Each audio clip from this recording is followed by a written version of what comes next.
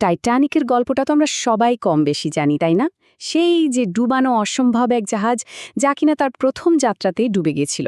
কিন্তু এটা কিন্তু শুধু একটা দুর্ঘটনা ছিল না। না, এটা ছিল আসলে একটার পর একটা ভুলের করুণ পরিণতি, যেখানে মানুষের আত্মবিশ্বাস আর অধ্যত্বই ধাপে ধাপে ডেকে এনেছিল ইতিহাসের অন্যতম বড় এক বিপর্যয়। চলুন আজ সেই ভুলের ধারাটাকে একটু খুঁজে দেখি।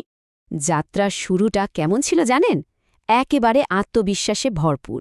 জাহাজের দায়িত্বে ছিলেন ক্যাপ্টেন এডওয়ার্ড স্মিথ, একজন কিংবদন্তি। সবাই তাকে নিরাপদ ক্যাপ্টেন আর মিলেনিয়ার ক্যাপ্টেন নামেই চিনত। মানে তার মতো একজন ক্যাপ্টেন থাকতে আবার চিন্তা কিসের? আর হয়তো হয়তো এই অন্ধবিশ্বাসটাই ছিল প্রথম ভুল। তো সেই দিনটা ছিল ১৯১২ সালের ১০ই এপ্রিল।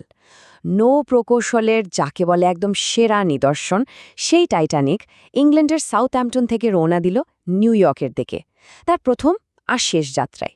প্রথম ৪ দিন মানে সবকিছু একদম ঠিকঠাক ছিল, কিন্তু তারপর এলো সেই ১৪ই এপ্রিলের রাত।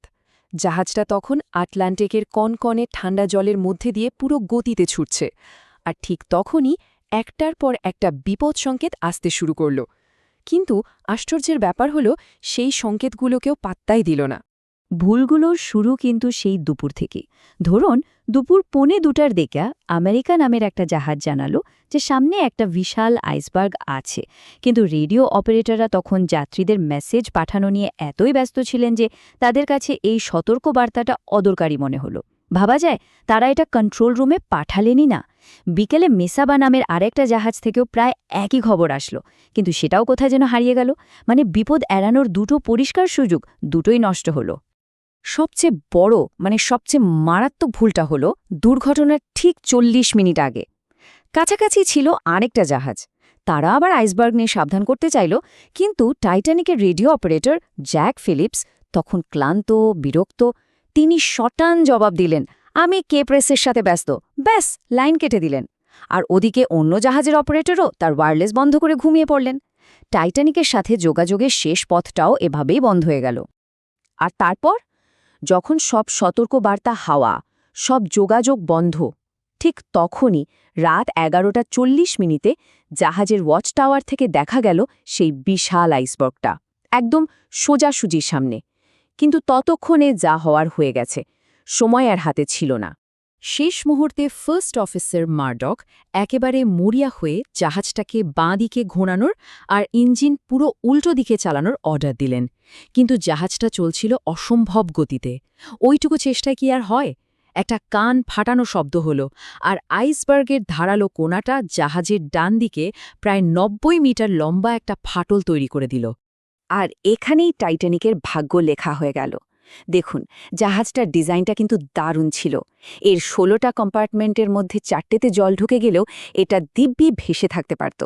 একেই তো বলা হতো ওয়াটারটাইট সুরক্ষা। কিন্তু আইসবার্গটা ফুটো করে দিয়েছিল প্রথম ৬টা কম্পার্টমেন্ট।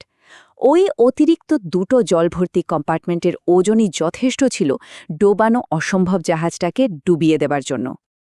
এরপরে শুরু হলো সেই শেষ মুহূর্তগুলো। জলভর্তি কম্পার্টমেন্টগুলোর অনেক ওজনের চাপে জাহাজের সামনের দিকটা ধীরে ধীরে আটলান্টিকের বরফশীতল জলের গভীরে ডুবতে শুরু করল। জাহাজ থেকে তখন মরিয়া হয়ে সিকিউডি আর এসওএস সিগন্যাল পাঠানো হচ্ছে, কিন্তু সাহায্য? সবচেয়ে কাছের জাহাজ কার্পেথিয়া ছিল প্রায় ৪ ঘন্টার দূরত্বে। আরও দুঃখের ব্যাপার কি জানেন?